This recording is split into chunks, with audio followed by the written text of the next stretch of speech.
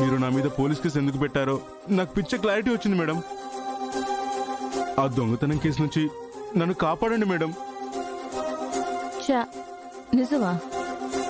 నువ్వు దొంగతనం చేయకుండానే దొంగతనం కేసు నీ మెడకి చుట్టుకుంటే ఎంత భయంకరంగా ఉంటుందో నీకిప్పుడు అర్థమైందా? ఈ బుద్ధి నా తమ్ముడి మీద సెల్ ఫోన్ దొంగతనం కేసు పెట్టినప్పుడు ఏమైంది? సారీ మేడం, బుద్ధి తక్కువ అయ్యి ఆ హల్వా రాజు ఇచ్చే డబ్బులకు కకృతి పడి ఆ రోజు అలా చేశాను మేడం. దయచేసి నన్ను కాపాడండి మేడం. ఓకే, నువ్వింత ప్రాధాయపడుతున్నావు కాబట్టి నిన్ను కాపాడడానికి మేము ready. Thank you sir, thank you so much. Hello, ఈ మాత్రం దానికి పొంగిపోకు.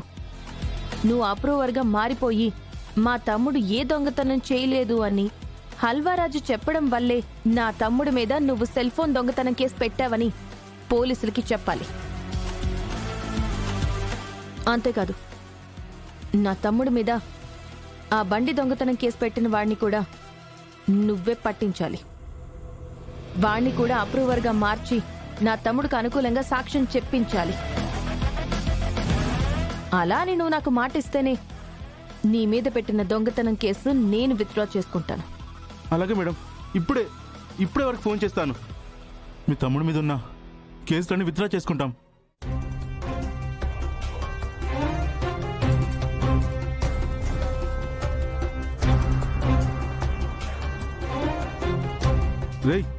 రే నరసింహ, ఎక్కడున్నావురా?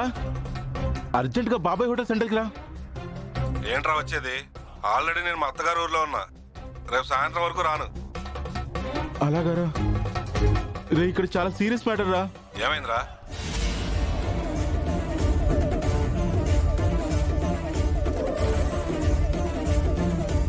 కొంప ముంచావు కదరా ఎదవా. ఈ విషయం హల్వారాజుకి తెలుసా?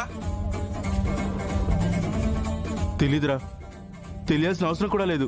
వాడిని నమ్ముకుంటే ఇద్దరం జైలుకి వెళ్లాల్సి వస్తుంది. నా మాట విని రారా. నేను తప్పకుండా వస్తానులే గానీ ఈ రోజు కుదరదురా, రేపే. రే రే రే, అది కాదురా నేను చెప్పేది.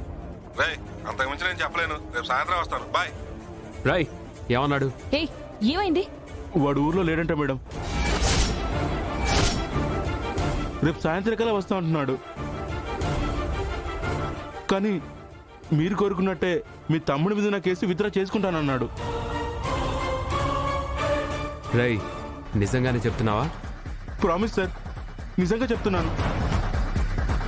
సరే, నువ్వు వెళ్ళు. అలాగే సార్.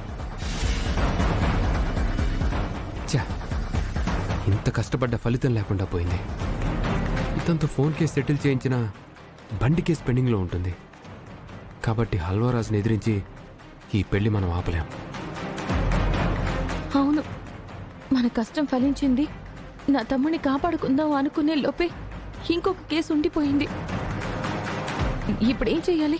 అమ్మా, ఇంకెంత టైం పడుతుంది? అయిపోయిందా? వస్తున్నాం సార్.